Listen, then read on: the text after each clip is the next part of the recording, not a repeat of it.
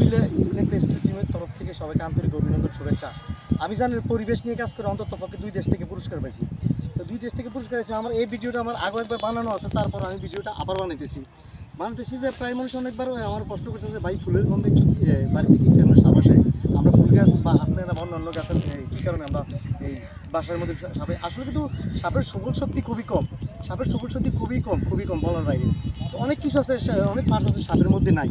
তো এই সর্ষা ক্ষেত আমি একটা দেখছেন সর্ষা ক্ষেতের মধ্যে আইসার করছি একবারে সবচেয়ে শর্টকাট চাষের মধ্যে সর্ষা ক্ষেত্র আছে। সর্ষার মধুরও অন্তত গুরুত্বপূর্ণ একটা ভূমিকা পালন করে বাংলাদেশে এখনও প্রায় 1400 টন তেলের চাহিদা, ভোজন তেলের চাহিদা পূর্ণ করতে পারে। ঘাটতি এখনও আছে বাংলাদেশের মধ্যে। তাহলে প্রায় মনে করেন 80 দিনের ভিতরে ফলনটাও মোটামুটি সর্ষা ভালো হয়। তাহলে আমি যে বিষয়টা নিয়ে কথা বলতেছি এই বিষয়টা আমি শর্টকাটভাবে বলে নেই, ভিডিওটা বড় বানাবো না। হিংসায় নয়, ভালোবাসার জন্য হয়। এটাই হচ্ছে পৃথিবীর সবচেয়ে বড় জিনিস, সব প্রশংসা আল্লাহ। কিন্তু সর্ষা ক্ষেত্রে যদি আপনি সর্ষা ফুল দিয়ে আমি শুরু করতেছি, সর্ষা ক্ষেত্রের ফুল দিয়ে শুরু করতেছি। সর্ষার ফুলের গাছের মধ্যে যেমন মৌমাছি, ভ্রমর, অন্যান্য অনেক পোকামাকড় আসে, সেটা তো আপনারা জানেনই। তো পোকামাকড় আসলে এই ফুলের মিলন ঘটে, মৌমাছি আসলে ফুলের মিলন ঘটে। তো পোকামাকড় আসলে ব্যাঙ আসে, পোকামাকড় খেতে ব্যাঙ আসে, ব্যাঙ আসলে ব্যাঙ খেতে সাপ আসে। তো আসলে কিন্তু ফুলের গন্ধেই সাপ বাড়িতে আসে, এ ধারণা আপনার ভুল। এটা কখনো করবেন না আপনারা, ভুল করবেন না। তো আমি যে বিষয়টা বলতেছি আপনি শর্টকাটে বুঝেন। তাহলে যদি ভ্রমণ না আসে, মৌমাছি না আসে, তাহলে ফুলের মিলন হবে না। ফুলের মিলন না হলে শস্য ফলন বেশি পাবেন না। আর শস্যও যদি না আসে, আপনারা কোনো একটা মারফতে বা কোনো একটা প্রসেসিংয়ের মাধ্যমে শস্যরা তেল পাবেন না।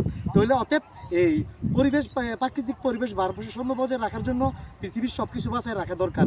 ব্যাঙ, মৌমাছি, মধুফুক, ভ্রমর, সাপ সব কিছু দরকার আছে। পৃথিবীতে আপনার ফ্যামিলিতে যাতে একটা কিছু ছাড়া আপনি চলতে পারতেন না, তেমনি পৃথিবীতে কোনো একটা জীবজন্তু বা কোনো একটা পোকামাকড় না থাকলেই এই দেশটা চলতে পারবে না। অবশ্যই দেশ ঠিক রাখতে হলে এগুলা বাসে আমরা রাখতে হইব।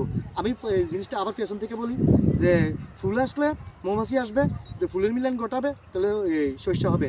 আবার বলি ফুল আসলে মৌমাছি আসবে, ভ্রমর আসবে, পোকামাকড় আসবে, পোকামাকড় খেতে ব্যাঙ আসবে, ব্যাঙ খেতে আবার সাপ আসবে।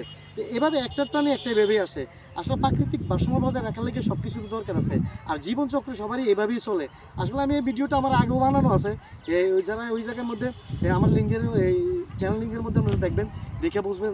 ওই দেখার ইচ্ছুক আছে অনেক প্রশ্ন, আর আপনাদের মাথায় যে প্রশ্ন ঘুরতেছে সব প্রশ্নগুলো আমি ভিডিও বানিয়ে রাখছি।